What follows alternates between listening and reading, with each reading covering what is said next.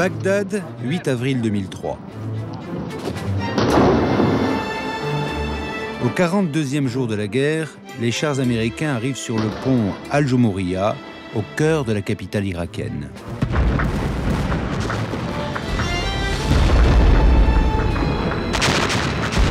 Ce matin-là, j'écris depuis l'aube dans ma chambre du 16e étage de l'hôtel Palestine, où sont regroupés tous les reporters de guerre. Tout à coup, un choc sourd, énorme. Un obus américain vient de percuter l'hôtel Palestine entre le 14e et le 15e étage. Plusieurs journalistes sont blessés. Dans la chambre 1506, un caméraman, Taras Protsiouk, est allongé sur la moquette, le ventre ouvert. Je me penche sur lui pour lui porter les premiers soins. À la place de la blessure, je ne vois qu'un flash, étrange, nacré, éblouissant.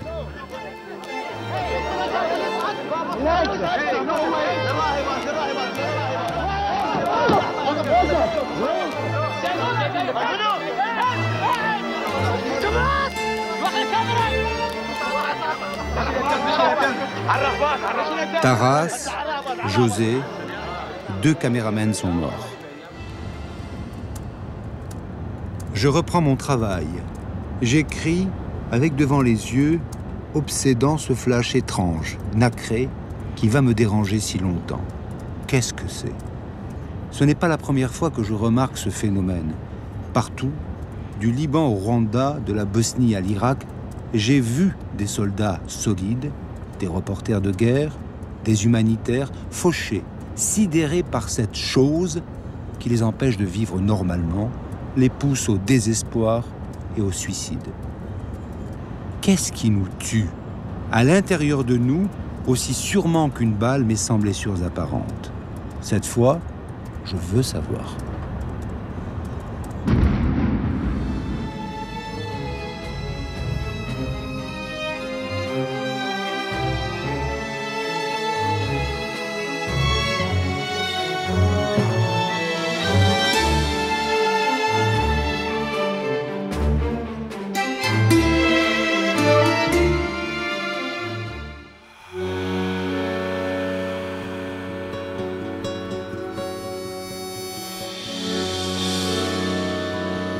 Il y a un gars sur le côté qui a la tête explosée.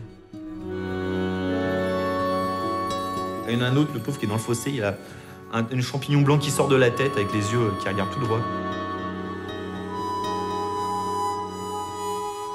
Et il me dit, c'est bizarre, ça me fait rien. Et il dit, toi, ça te fait quelque chose? Bah, je dis, ouais, c'est vrai que c'est bizarre, ça me fait rien du tout.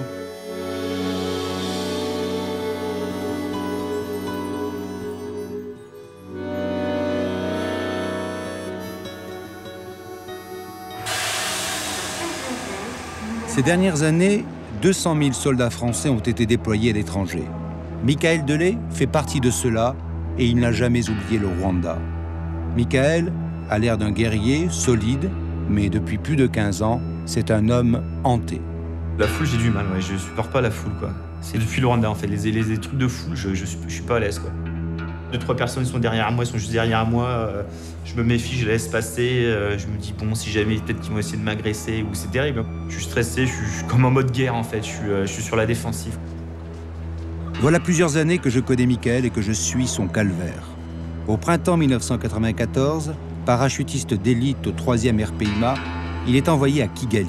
Mission, évacuer les ressortissants étrangers. Dès son arrivée au Rwanda, il va prendre de plein fouet un des plus grands massacres du XXe siècle, 800 000 Tutsis, tués à la machette, au couteau, au gourdin, un génocide.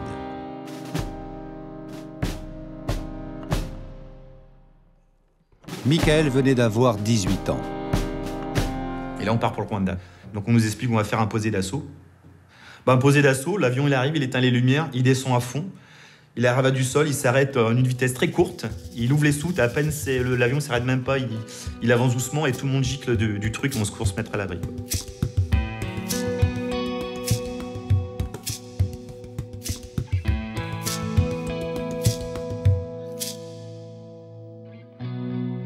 Après, on passe dans des villages, alors là, on voit les gens avec les machettes.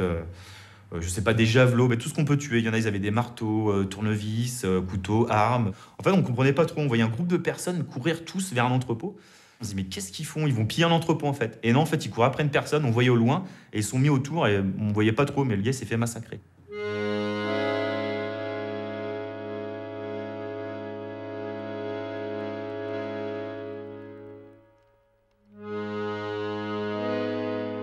Ils tuaient tout ce qui bougeait, quoi. Pour le temps de tuer tout le monde, ils coupent les tendons de certains pour pas qu'ils s'échappent. Ils sont en train de se barrer comme ils peuvent, les pauvres. C'est terrible, quoi.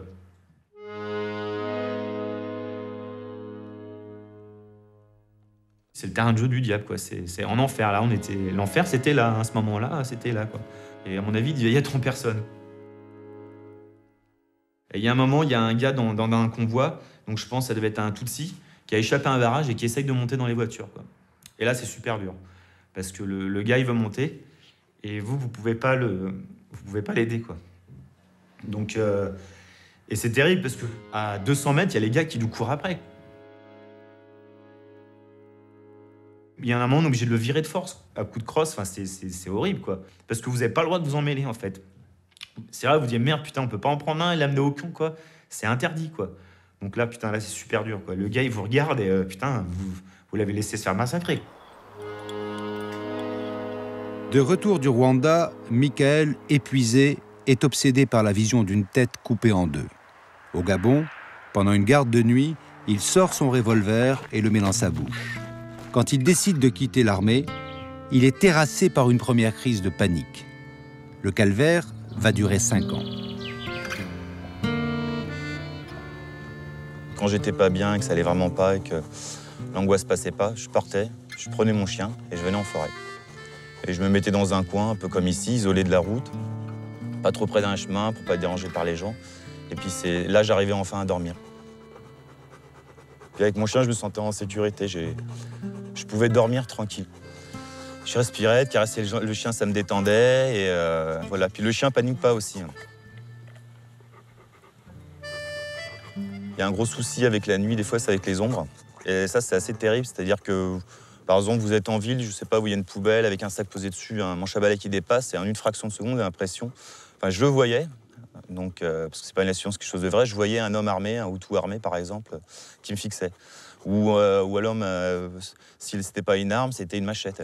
Et là, en un centième de seconde, vous avez l'angoisse, la crise qui monte et ça vous attrape et ça vous fout par le bas, quoi. Pour une ombre que vous allez voir, vous êtes incapable de réagir. À l'arrière, vous recroisez d'anciens militaires, vous osez même pas en parler, parce que vous dire, mais qu'est-ce qu'ils vont... Putain, mais t'es plus un soldat, c'est quoi cette histoire-là? T'as peur d'une branche, t'as peur d'un truc, t'as peur de ci... Putain, mais t'étais un soldat, quoi. Et vous passez du stade de soldat guerrier à rien du tout, quoi. À la déchéance totale, quoi. Dépêche-toi.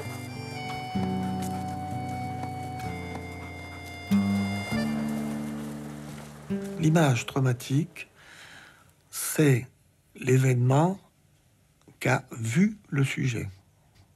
C'est le coupe-coupe qui va s'abattre sur lui, c'est l'image de son copain qui s'effondre, c'est l'image du charnier. Hein. C'est ça qui va faire trauma, c'est cette image-là qu'il va avoir. Il y en a un autre, le pauvre, qui est dans le fossé, il a un champignon blanc qui sort de la tête avec les yeux qui regardent tout droit. Et quand elle va revenir dans le syndrome de répétition, elle va revenir exactement telle qu'elle a été perçue à ce moment-là. Et au temps présent, c'est-à-dire comme si l'événement était en train de se produire. Ça veut dire quoi, ça? Ça veut dire qu'elle pénètre dans l'appareil psychique, qu'elle s'installe comme Freud disait, un corps étranger interne, comme un bloc. Elle ne se lie pas avec le reste du conscient ou de l'inconscient, les représentations, les mots, les rêves, les souvenirs. Elle reste là, telle qu'elle, et elle ressurgit à la conscience telle qu'elle était, même si c'est 40 ans après. Et puis, il y a un moment, j'ai fait un rêve aussi. Je le vois avec des plaies au-dessus des yeux, des plaies rouges qui saignent, en fait. Je sais pas, super bizarre, j'ai jamais trop compris. J'ai pris, j'avais mon rasoir pour se raser, j'ai pris une lame et j'ai fait un trait au-dessus, après un trait au-dessus. Et comme je m'aimais pas, en fait, j'ai commencé à me couper sur le visage, quoi. Puis après, j'ai fait les bras, j'ouvrais comme ça. Mais je ressentais même rien que je sais pas, comme pour évacuer quelque chose, comme... Je sais pas, je pouvais plus me voir, je me détestais, et puis il fallait que ça sorte, quoi. En tout, je dois avoir à peu près 600 points de suture. Donc pas à chaque fois, mais en plusieurs fois, en fait. Le thorax plus tard, ouais. Au début, ça a été ça. Après, il m'avait supprimé lame de rasoir et tout, mais une fois, j'étais pas bien et je l'ai refait aussi après. Alors là, par contre, j'ai pris une canette de coca, j'avais déchiré en deux. Quand vous déchirez en deux, c'est très coupant, quoi. C'est bizarre, au début, ça picote un peu, mais c'est, au bout d'un moment, vous ressentez même pas, quoi. C'est terrible, hein. Je faisais des traces comme ça, et un peu plus profond, ainsi de suite. Et je voyais les chairs s'écarter. Et vous continuez comme ça, vous continuez. Après, vous faites un autre endroit. Après, vous faites un autre endroit, quoi.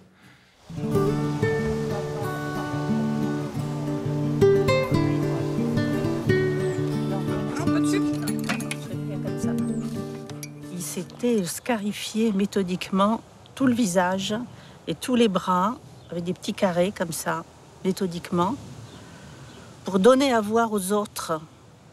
C'est-à-dire, voyez que je suis blessée. Est-ce que vous le voyez maintenant que je suis blessée? Est-ce qu'enfin, les gens vont le voir que j'ai quelque chose de grave? Et voir arriver votre fils comme ça...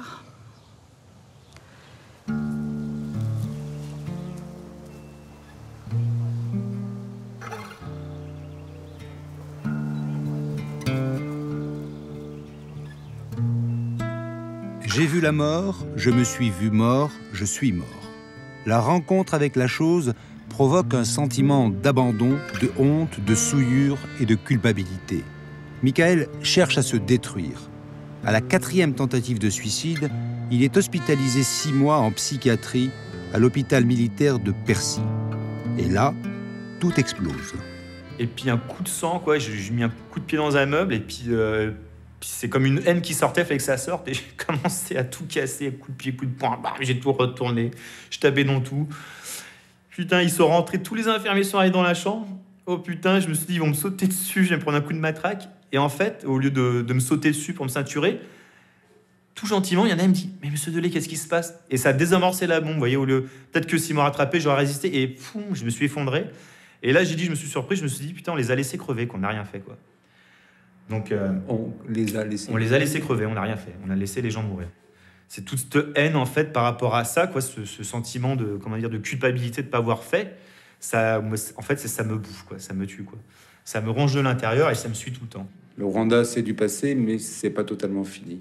C'est pas fini, c'est tous les jours. C'est tous les jours, la guerre. C'est tous les jours.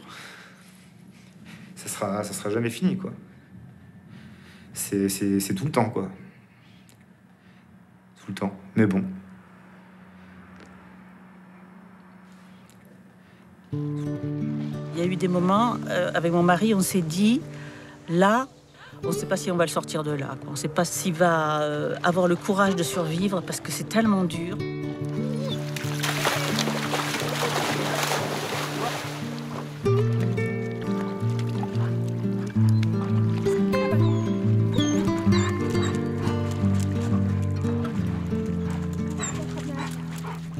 Je me demande où il trouve la force de rester encore vivant, de rester parmi nous.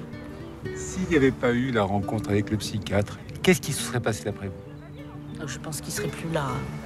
Il serait plus là, Michael. Je pense qu'il aurait mis fin à ses jours et nous, on serait désespérés.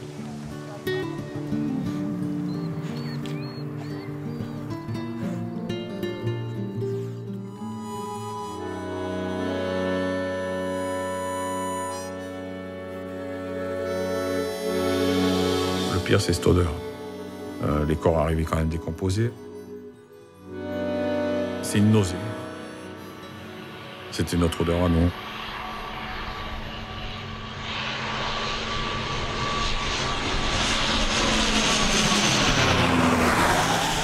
La guerre peut rendre fou. Mais le trauma de la guerre, ce n'est pas seulement le combat, le massacre, ce que l'homme fait à l'homme. Philippe Guillemot était caporal-chef au génie de l'air, un technicien capable de reconstruire une piste d'aéroport en un temps record. À Goma, dans l'ex-Zaïre, les avions chargés d'aide humanitaire défoncent la piste à chaque atterrissage. Philippe croit partir sur un simple chantier. À son arrivée, stupéfait, il voit affluer une foule immense de réfugiés du Rwanda, épuisés, amaigris, malades, atteints d'un mal terrible et contagieux, le choléra. En quelques jours, c'était plein. Des montagnes humaines, il y avait. Donc entre les premières photos et maintenant, il y a 2 jours. C'est des milliers, des milliers de personnes qui sont là. On circulait plus correctement.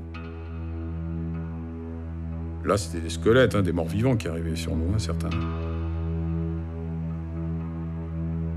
Vous arrivez dans une ville où il n'y a plus personne, finalement.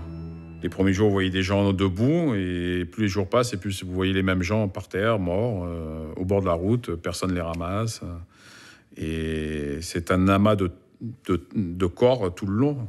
Je veux dire, sur les routes, après, c'est des amas. Il y a très peu de personnes qui marchaient. Après, on voyait que les gens, au fur et à mesure, tombaient les uns derrière les autres. Et toujours dans le silence. On n'entendait rien, et c'est ça le pire. Devant tant de corps, on nous a demandé de ramasser et d'enterrer ces corps. Et certains ont fait du ramassage de corps, d'autres ont fait, comme moi, conducteur d'engin, on a été creuser des tranchées avec des pelles mécaniques et des chargeurs. Les autorités ont choisi des endroits bien précis, dans les bananeraies, pour faire des fosses communes.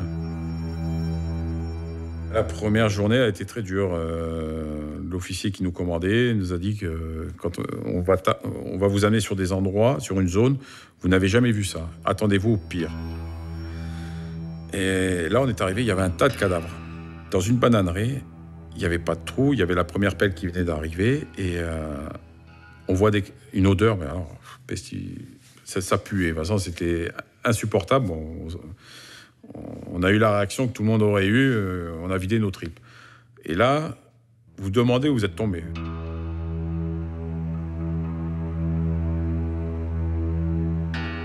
Moi, je suis arrivé face au tas. On va dire que je suis arrivé à reculant. Je conduisais avec la tête en arrière. Je veux dire, je voulais pas voir ça. Bon, les gens jetaient des corps dans mon tracto et allaient les vider, mais c'est impensable. C'est horrible. Je souhaite à personne. Les gens sont... les militaires qui étaient là, qui chargeaient nos godets, je veux dire, étaient pareils que nous, étaient dans le même état d'esprit. On gerbait toutes les 5 minutes. On s'est vidé, il faut dire les choses. On ne pouvait plus rien qui passait, puis il y avait une odeur qui nous prenait.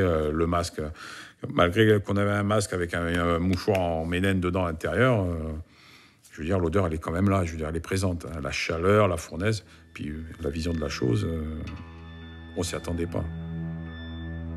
Le moment où l'image traumatique pénètre et rejette tout ce que contient l'appareil psychique, disons le cerveau pour simplifier, ça va être ce moment de blanc où, imaginez comme ça une sphère avec plein de petits points qui représentent les représentations, justement, reliées entre elles, puis l'image traumatique arrive, et elle écarte tout ça. Et il n'y a plus rien. Dans la conscience, en tout cas. Il n'y a plus rien que ce moment de blanc, ce moment où le sujet ne pense plus à rien, n'a plus même un mot, il ne peut même pas dire au secours ou je ne sais pas trop quoi, pas d'affect, il n'a ni peur, ni angoisse, ni stress, comme le disent les Américains. Il n'y a rien, il n'y a rien. Il est une espèce de chose dépourvue de langage. Mort. Il est mort. C'est ce que Freud appelait l'effroi.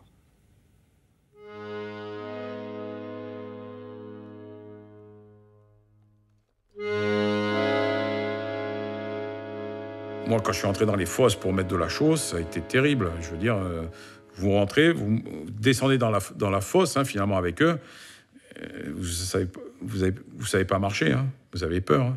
Bon, c'est mou, c'est ces corps voulant marcher dessus, il faut balancer de la chaux et c'est invivable.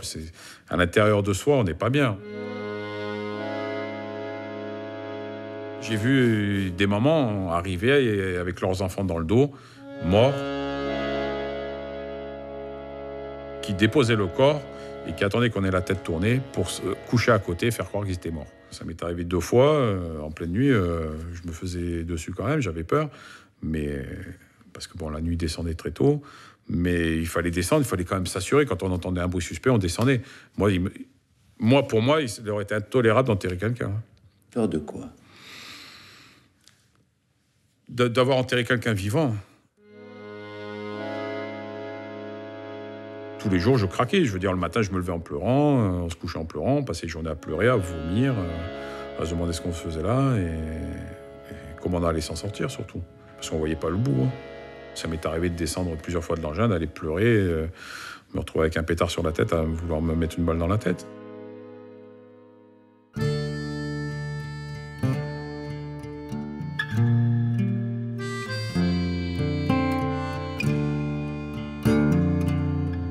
Le retour à la maison, il a été très difficile.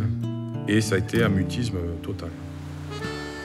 On m'a posé des questions que j'ai jamais répondu. Ah non, moi, c'était un blocage complet.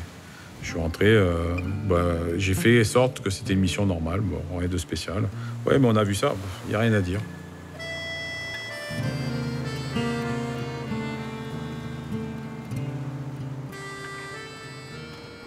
Il parlait très peu de Goma, hein. De toute manière, il nous en parlait, il n'en parlait jamais. Hein. Mais moi, j'avais Anthony qui était jeune, j'en parlais pas beaucoup.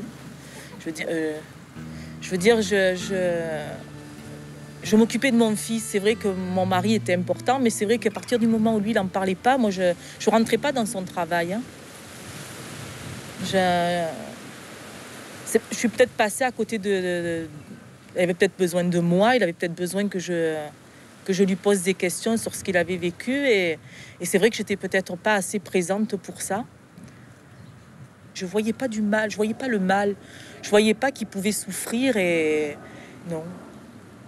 Non, je l'ai pas vu comme ça, moi. Vous le croyez indestructible? C'est ce qu'il donne il donne l'attitude d'un homme fort, costaud. Il aide beaucoup de monde, Philippe.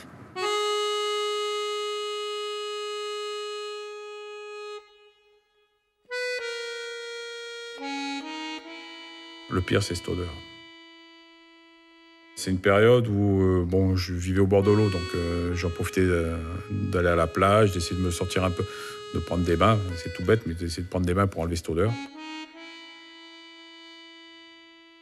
Mais vous aviez beau vous laver, vous brosser à la javel ou au grésil ou quoi, l'odeur, elle est toujours là. Vous l'avez dans les narines, vous l'avez dans le cerveau, c'est en permanence. C'est une nausée qui remonte, c'est une nausée. Elle est là, c'est comme une boule, c'est comme un ulcère, c'est quelque chose qui vous remonte et il faut la cracher, il faut vous réveiller avec la sueur, envie de pleurer parce que c'est normal, et cette boule qui est là, et ça vous démange.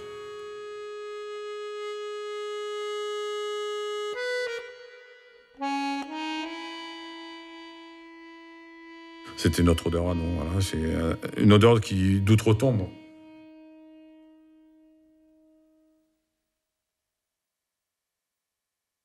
Philippe, cette odeur qui vous dégoûte, qui vous fait vomir, vous y êtes pourtant attaché. Humainement, c'est le lien que j'ai avec ces personnes-là. On les a touchés, on les a aidés, on les a enterrés. Cette odeur, si on l'avait plus, si je la ressentais plus moi personnellement aujourd'hui, je pense que la page serait tournée, mais ça serait peut-être ma mort à moi personnelle aussi. Pour moi, il reste des fantômes, des âmes qui errent comme ça dans l'air, dans la nature. Moi, je pense que l'âme, quelque part, elle flotte.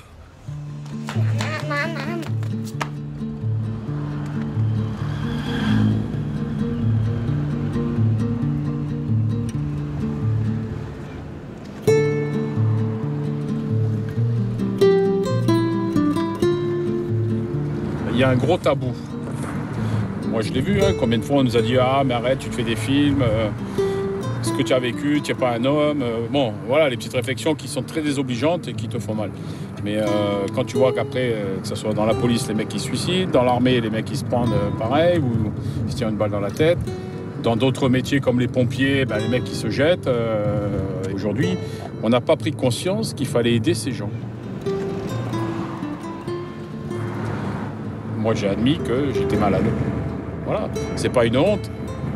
Même si on te dit, costaud comme tu es, je pensais que tu allais tenir le coup. Ouais, mais bon, mentalement, on est tous pareils. Hein. Devant la mort, comme on dit, on est tous égaux. Hein.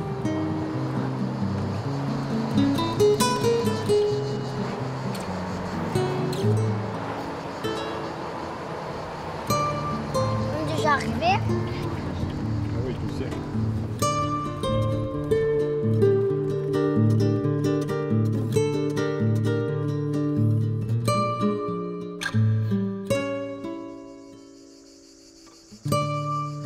Philippe a décidé d'aller jusqu'à Istres retrouver Nadir pour le convaincre de parler. Nadir, le légionnaire, ancien casque bleu à Sarajevo, Nadir le silencieux, muré dans ses cauchemars. En 1993, une balle de sniper lui traverse la gorge. C'était il y a plus de 16 ans. C'était hier. Et aujourd'hui, enfin, il se livre. Là, et toutes les cicatrices qui étaient là. Parce que c'est une balle explosive. Donc quand elle a frappé le pare-brise, ça, j'ai pris tous les éclats dans la gueule. Et donc je suis arrivé à l'infirmerie. Sur le premier coup, on m'a enlevé 19 éclats sous-cutanés. Et le reste, je les garde à vie. Près de la colonne, sous l'œil. Je suis interdit d'IRM. Oui, par rapport aux éclats, oui. Oui, par rapport aux éclats. Le problème de truc, c'est que jusqu'à maintenant, j'en fais des cauchemars. C'est tout le temps je suis au sein de l'armée, souvent les combats qui reviennent, les décapités. Oh putain, ça, je peux plus m'en... Ça, c'est des images. Dès qu'il y avait un mort, l'ennemi le piégeait. Comme ça, quand ses copains ils viennent le chercher, comme ça, ils font plus de dégâts. Alors notre mission à nous, c'était d'aller voir le cadavre et de le démilitariser complètement. Et des fois, on arrivait chez des cadavres, t'imagines, on travaillait carrément avec des masques, tellement c'était l'odeur. Quand tu voyais le cerveau qui était par terre et tout ça, la chair partout. Sur le coup, on était professionnels. Mais je ne savais pas, moi, que ça allait me marquer à vie après. Après, ça revenait tout le temps, les décapités. Tout ce qui est décapité. Tout ce qui est décapité. Tout ce qui est décapité. Ça, c'est un... Combien de temps après tu as ressenti... C'est sorti longtemps après? Oui, longtemps après. Longtemps après. Donc, c'était... allez, 1 an ou 2 ans après avoir quitté l'armée. Je croyais que tout était cool, tout était bien et tout. C'était pendant une fête musulmane, quand on a égorgé le mouton. Donc le soir, tranquille, dans le jardin, on s'assoit en côté de famille. Je me suis allongé devant un arbre et je me suis endormi. Il y avait les gosses qui sont venus, ils ont allumé des pétards. Les pétards ont explosé, je me suis levé, je commençais à chercher mon arme. C'était un réflexe. Tout le monde, c'était plusieurs mois après. Je commençais à chercher mon arme. Je croyais que j'étais dans le bunker casque, encore. L'arme, le gilet pare-balles. Je me suis dit que j'étais dans le bunker, j'étais en train de dormir pendant ma faction. Et c'est à ce moment-là que mes beaux-parents ils m'ont conseillé d'aller voir un psy. Il faut que ça sorte, il faut que ça crache, il faut te faire suivre, il faut en parler avec les gens. Il faut pas avoir honte, il faut leur dire de toute façon tout ça. J'ai été voir une fois le psy. Après, j'ai laissé tomber. Pourquoi? Parce que, je sais pas, les psys, la plupart à qui j'ai pu discuter, 2 ou 3, ils connaissent pas. Et ils ont jamais étudié ce genre de cas, d'après-guerre. Ils me disent tout le temps, ils sont devant une situation qu'ils connaissent pas. Mais toi, est-ce que tu as essayé d'en parler avec des gens? Non. Pas du tout? Non. À part avec moi et d'autres du groupe? Non, t'étais le premier. T'es le premier d'en parler avec depuis... mais il faut, de toute façon, tu le sais, je t'ai dit, il faut en parler, il faut aller voir des... La plupart, ils te prennent pour un... Parce qu'ils l'ont pas vécu, mais... ils disent, ils me racontent un film ou quoi? Non, mais c'est sûr, de toute façon, que quand on en parle, les gens, ils voient ça comme si on avait vécu un autre monde. Mais toi, aujourd'hui, tu vas continuer Si je rencontre un Bosniaque ou un Serbe ou un Croate de cette période, là, à ce moment-là, je me lâche. Je me lâche parce que je sais que je suis sur le même terrain. Mais ici en France, non. Ni au bled, ni même chez mes compatriotes, je peux pas en parler. J'arrive pas. Ça sort pas.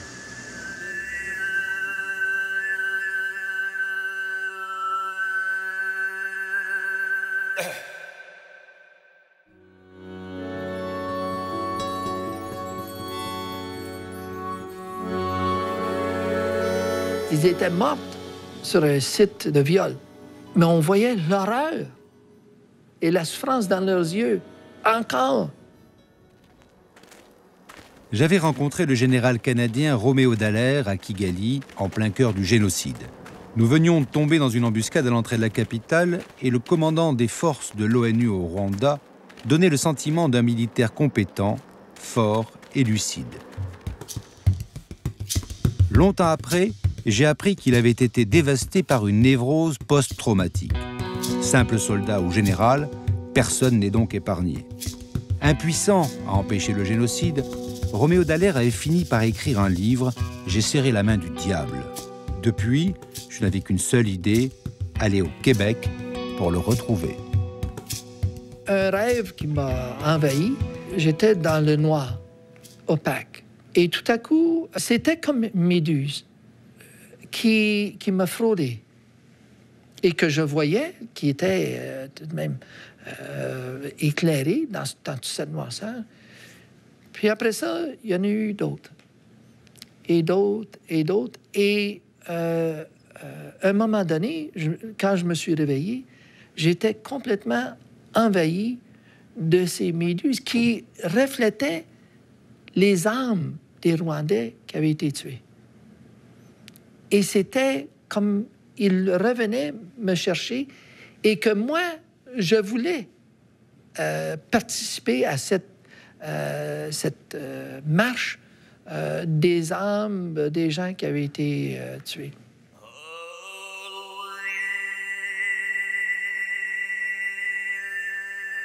Les blessures sont si fortes que, je veux dire, je me suis déjà cassé une jambe, me suis déjà blessé gravement, mais ça n'approche en rien le mal réel qui est dans notre, nous-mêmes, dans notre cerveau.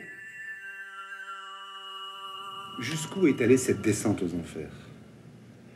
Ah, mais c'est allé à 4 tentatives de suicide, en dehors de tenter de me tuer par travail, qui était plus sournois. Mais donc, ça m'a amené à des abus de boissons énormes. Roméo Dallaire est en pleine dérive. Un soir, au journal télévisé, les Canadiens apprennent que le prestigieux général, héros du Rwanda, a été découvert seul sur un banc public, à moitié habillé, ivre-mort. J'ai acheté un flacon de scotch parce que je buvais beaucoup de scotch à ce moment-là. Je suis arrivé au parc qui était à côté de la rivière. Pendant tout ce temps-là, je revivais le Rwanda. C'était une des rares fois où j'ai revécu scène après scène, après scène, après scène. Je me suis assis sur ce banc et là, j'ai bu, puis j'ai bu, puis j'ai bu. Mon objectif, c'était de ultimement me lancer, me noyer dans la rivière. Et je me suis jamais rendu à la rivière parce que j'étais tellement intoxiqué que je pouvais plus bouger.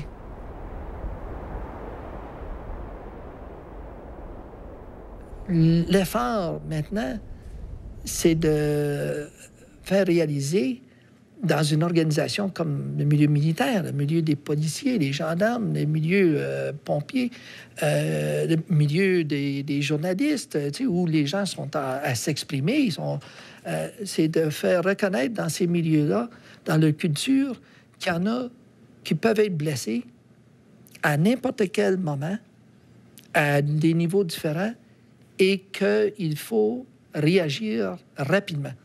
Parce que le plus vite qu'on peut réagir à ce traumatisme, le plus de succès qu'on a à le stabiliser et donc à empêcher l'autodestruction ou que la situation puisse s'envenimer.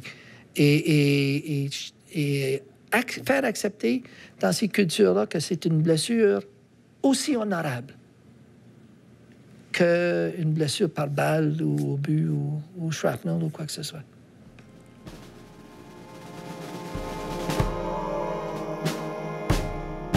Simple soldat ou général. Un tiers des militaires américains de retour d'Irak souffrent de troubles psychiques graves, 1 sur 3. En 1939, il y avait encore dans les hôpitaux psychiatriques britanniques plus de 200 000 hommes de la Première Guerre mondiale. Et en 1997, 25 ans après la guerre du Vietnam, l'armée américaine a recensé 102 000 suicides de vétérans, 2 fois plus que les pertes au combat. La guerre, toutes les guerres. Il a armé sa calache, il s'est mis devant moi, il me l'a pointé là sur le front. Bon, je me suis dit, il n'y a plus rien à faire, quoi, là, maintenant.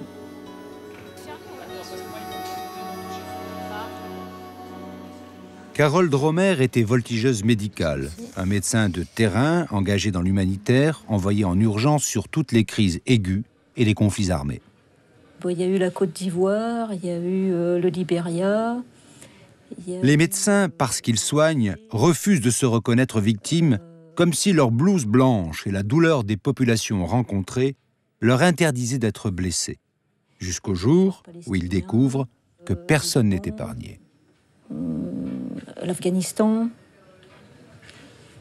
l'Irak, et je dois en oublier. Hein.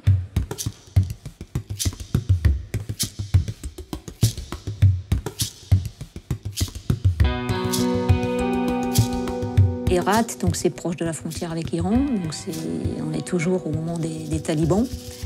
C'est une période où il y a énormément d'attaques d'ONG sur Herat, beaucoup d'attaques d'ONG graves, hein, avec des morts, des viols, enfin des choses assez graves.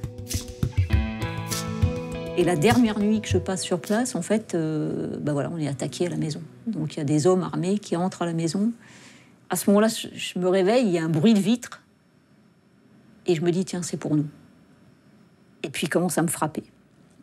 Alors, parfois avec le plat de la main, c'est-à-dire c'est désagréable quand même, ou parfois avec la crosse de la calache, et notamment sur le thorax, devant comme ça, et sur les épaules. Et puis, parfois il arrête ça, et il commence à me toucher, à me caresser comme ça sur le bras.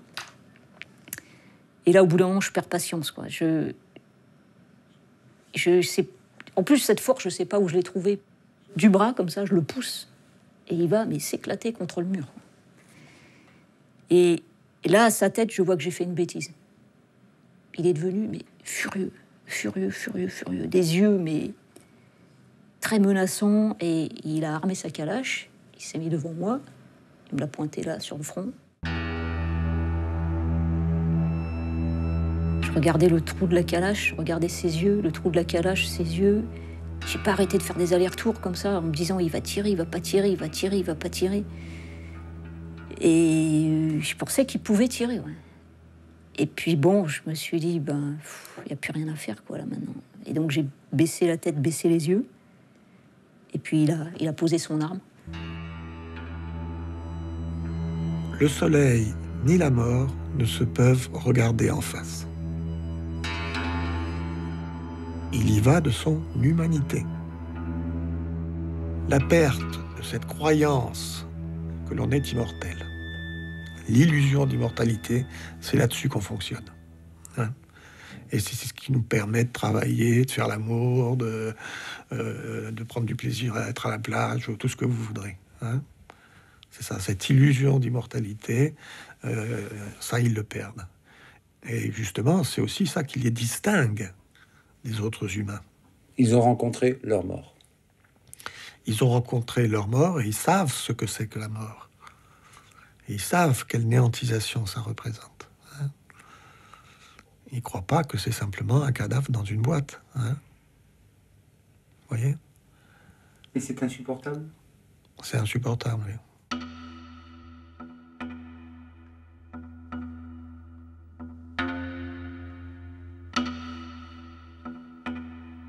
Libéria, contexte très particulier, donc là aussi on arrive à entrer en zone rebelle. Et il y a un passage où il y a un gars qui se fait appeler Rambo, qui est un fou, probablement un psychotique, qui se travestit, parfois on ne le reconnaît même pas, il porte des perruques. Et il a toute une armée d'enfants, en fait. Toutes les personnes qui l'interceptent dans le village, qui passent par là, qui essayent d'échapper à cette zone rebelle pour se réfugier en zone où il y a la paix et la sécurité, en fait, ils les attrapent et ils leur font des trucs terribles, quoi. Mais ce qu'il y a, c'est qu'à chaque fois que je passe, il m'arrête et il me dit « Ah, docteur Carole, il y a quelqu'un qui est malade. » Et en fait, c'est jamais quelqu'un qui est malade, c'est quelqu'un qu'ils ont blessé eux-mêmes. Bon, il y a eu une oreille coupée, un nez coupé, un homme fouetté. Et ce jour-là, donc, il me dit, il y a une femme qui est malade. Bon. Et je vais voir cette femme. Elle avait une fracture du fémur. Et je me dis, dis donc, pour péter un fémur, il faut taper fort. Une fracture du bras, elle avait des ecchymoses, elle était elle sortait pas un mot, quoi. Elle était complètement hagard, marquée, quoi, terrorisée, ou je sais pas, en tout cas, elle n'était pas dans le coma, mais elle n'était pas là, quoi. Et lui, il était là avec sa calage qui traînait comme ça. Et là, je me dis, mais attends, mais si c'est moi qui ai la calage, je te tue, quoi. Je te tue. Et cette envie de tuer, mais c'est pas juste comme ça, tiens, celui-là, je vais me le faire. Non, non, c'est vraiment une haine, mais féroce, quoi. Féroce, avec vraiment cette envie de tuer qui m'a surpris quand même. Là, je me suis dit, là, il faut arrêter, là. Il faut arrêter. Et d'ailleurs, j'ai arrêté peu de temps après. Au retour, donc, j'arrive dans les locaux de Médecins du Monde. Donc bon, là, je leur dis peut-être pas tout, mais je leur en dis une partie. Et bon, puis ils voient bien que ça va pas, quoi. C'est plus la même Carole. Je savais pas quoi faire de moi, en fait. C'était puis j'étais comme dans une espèce de brouillard. C'était très bizarre, comme si tout était ouaté, feutré autour de moi, les sons, les lumières, tout était estompé. J'avais l'impression de ne pas être là, en fait.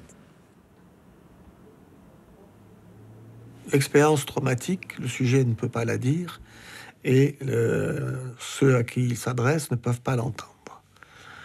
Parce que l'image traumatique, c'est l'image de quelque chose qui est derrière et qui est le néant de la mort. Et il n'y a pas de mot pour dire le néant. C'est qu'il a peur, s'il parle, de leur faire horreur. C'est tellement dérangeant, quelqu'un qui raconte ça.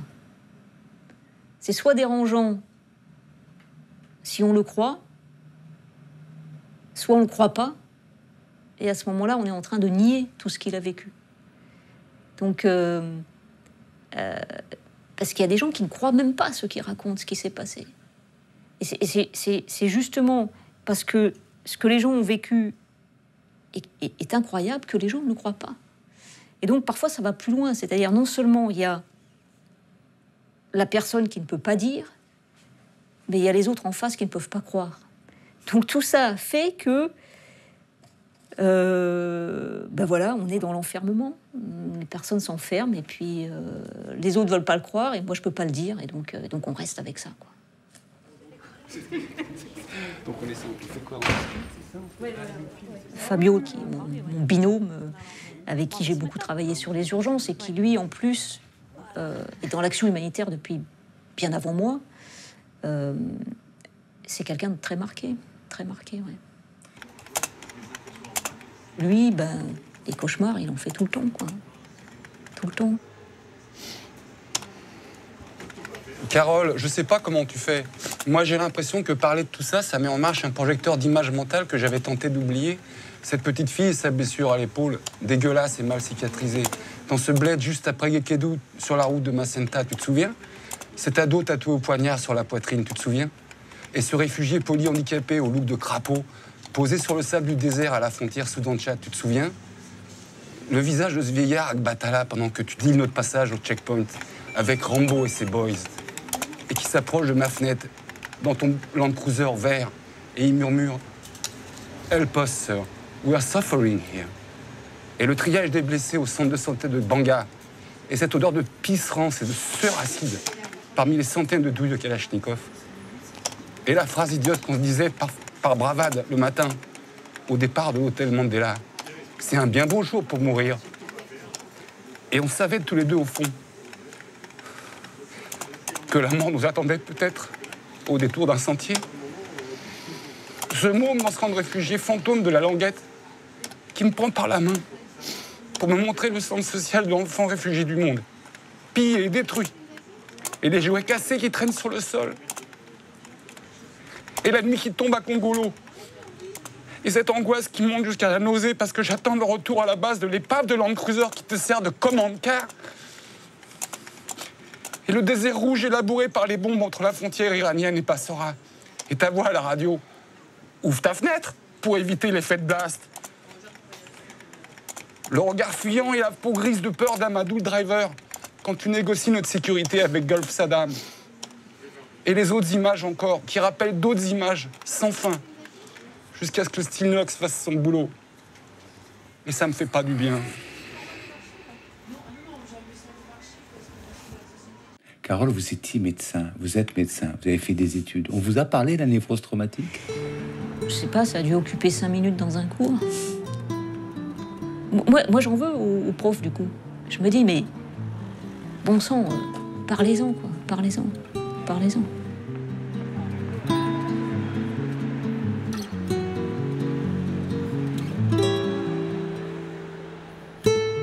Quelle heure est-il arrivé pour en arriver là?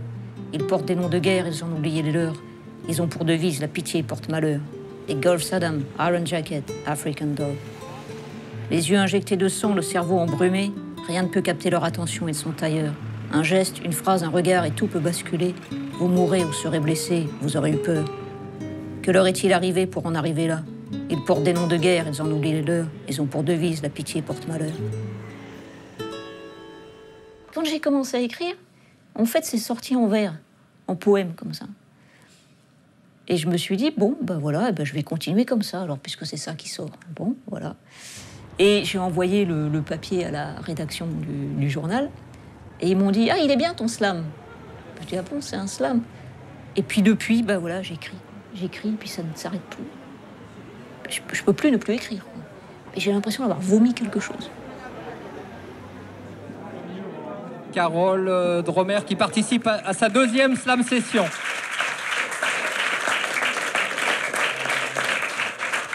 Libéria. Ils viennent, ils tournent, ils errent et rôdent avec leurs armes. Ces armes qu'on dit légères et qui pourtant font des drames. Malheurs à celles et ceux qui se trouvent sur leur passage. Ils pillent et frappent, shootent, blessent et tuent, rudes sont leurs visages. Que leur est-il arrivé pour en arriver là? Ils portent des noms de guerre, ils en oublient les leurs. Ils ont pour devise la pitié porte malheur. Hey Gulf Saddam, Iron Jacket, African Dog, Mayflower, Ceasefire. Carole, c'est plus que vomir, ça. C'est plus que vomir, oui, parce que c'est un peu... Ouais, c'est plus... Enfin, vomir a un côté un peu négatif. Là, c'est vraiment... Je sais pas comment dire, c'est respirer, en fait. Respirer. Ouais, mais un grand coup.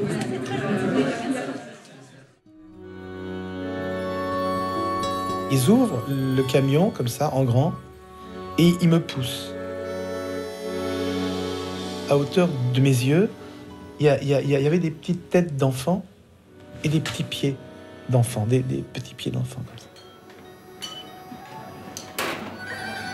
Nous avions perdu Sorge Chalandon. Sorge, l'ami grand reporter, talentueux, drôle et chaleureux. Un jour, il a disparu du terrain sans un mot.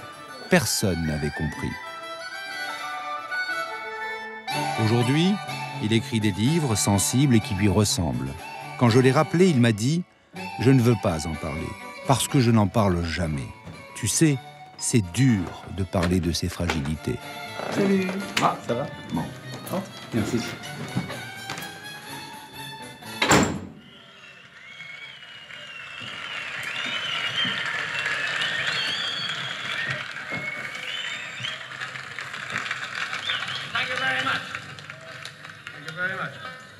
I've been a wild rover for many years.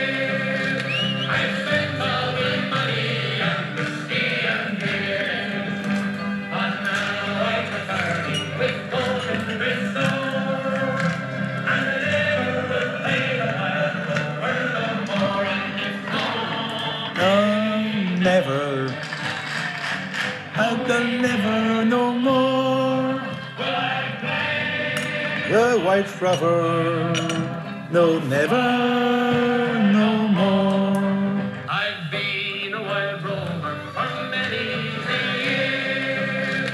I've spent all my money on whiskey and beer. Alors sur les terrains de guerre, la névrose traumatique ne touche évidemment pas que les soldats. Nous, on recevait beaucoup de journalistes, par exemple. Parce qu'ils ont la maladie, ce sont des voyeurs, pas dans le sens pervers du terme, hein. Ce sont des voyeurs et ils ont la maladie d'aller voir le plus près possible. Et là, ce qu'ils ont dans leur objectif, eh ben parfois ça tourne mal pour eux. Sauf que, en plus, dans une guérilla, par exemple, ils sont vite repérés et menacés très directement. Ils se retrouvent avec un fusil entre les deux yeux. Hein. Donc oui, les journalistes payent un lourd tribut au traumatisme. Plus on est près des choses, et moins on les voit, souvent. Donc le premier mort est une stupeur. Le massacre devient une sorte d'habitude.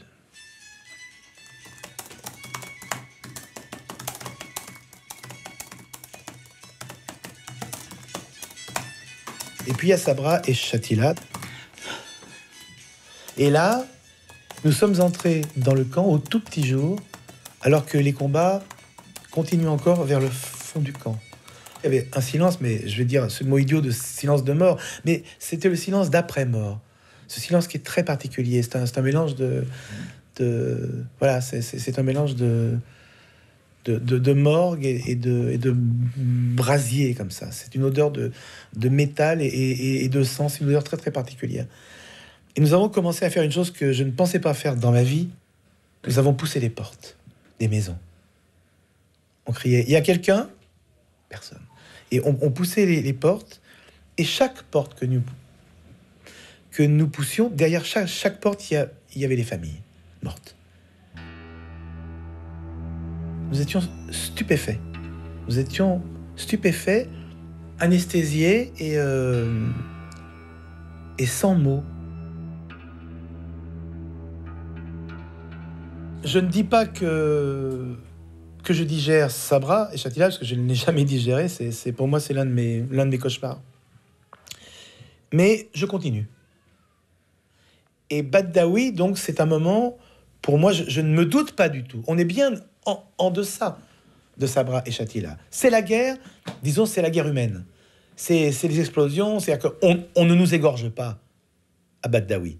C'est la violence, c'est le fracas du métal, mais c'est pas juste le geste du couteau, comme ça.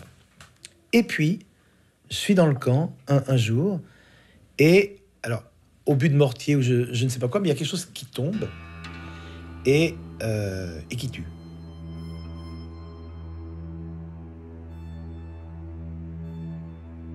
Et je tombe sur des femmes et des hommes qui hurlaient, vous savez, comme la douleur levantine, avec les cris comme ça. C'est des moments qui sont... quand il y a ces cris, vous savez que dès que ces gens vont s'ouvrir, vous allez tomber sur l'horreur. Et ils m'emmènent devant un camion. Un petit camion frigorifique. Un petit camion frigorifique qui n'était pas branché du tout. Et ils ouvrent le camion, comme ça, en grand, et ils me poussent.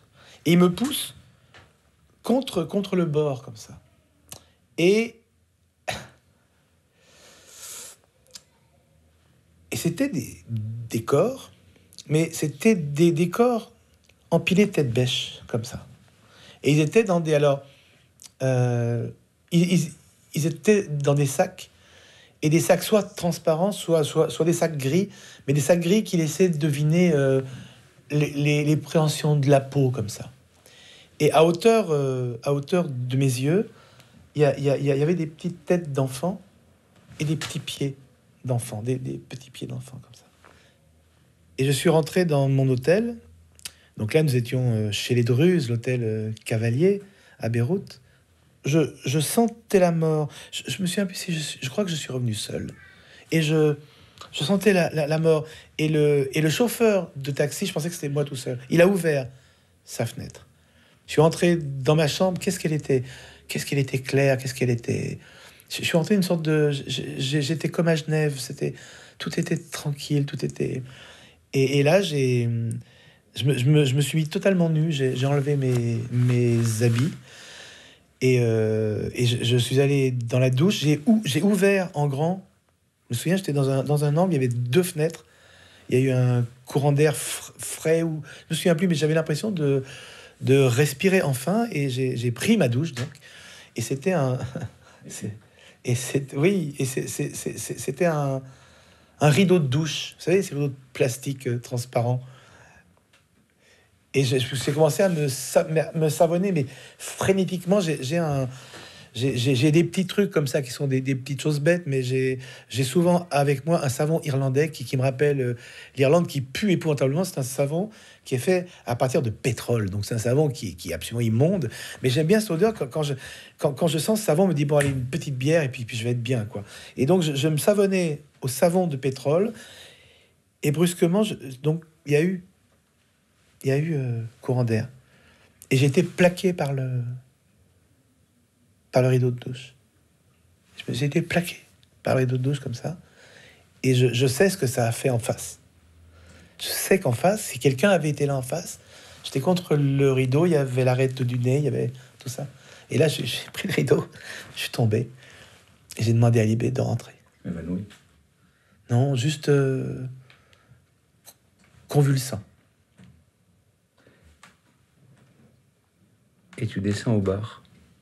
Et je descends au bar, et yalla.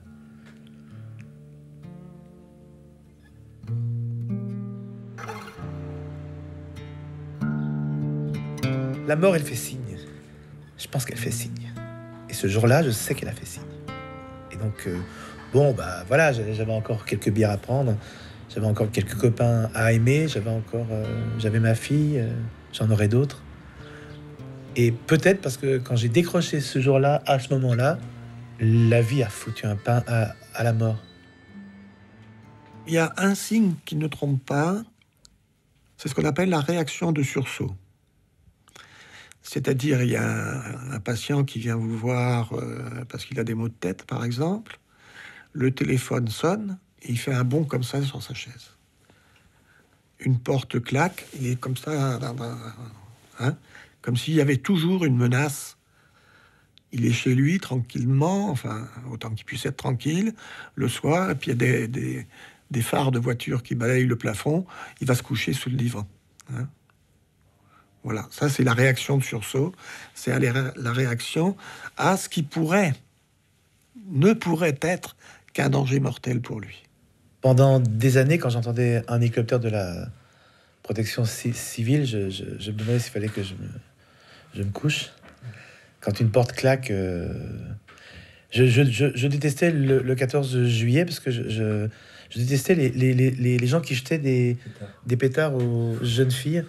Je crois que si j'avais eu un calibre, un Sig Sauer P226 canon court par exemple, je lui mettais dans la bouche. Je disais la chance qu'on a, il faut pas faire peur aux gens. Donc à cette époque-là, j'étais comme malade. Comment dire, c'est un poison. Une fois, j'ai pensé à une sorte de plaie, une plaie qui purule, qui est mal soignée, ou que j'ai oublié peut-être de soigner comme il fallait. Je pense que j'aurais pu aller voir quelqu'un, hein, un docteur de la tête, pour discuter de tout ça. Je l'ai pas fait. Mais j'ai mal soigné. Je cicatrise mal en fait. Mon corps, ma peau, là, je suis brûlé, etc.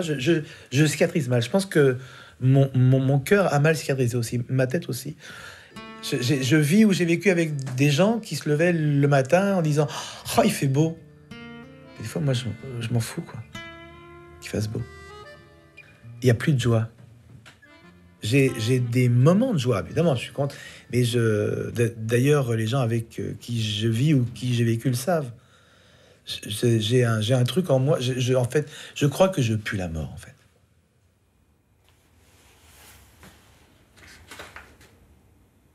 Aujourd'hui, tu écris, tu travailles, tu vis, tu viens d'avoir un enfant.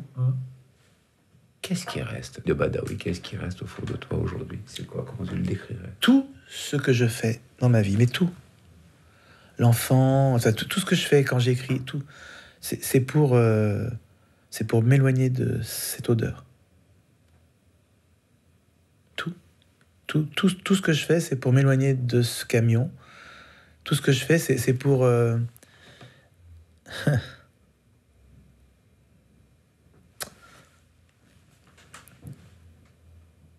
les petits pieds dans le camion et la petite tête dans le camion. Maintenant, elle est sur mes épaules. Et elle est vivante.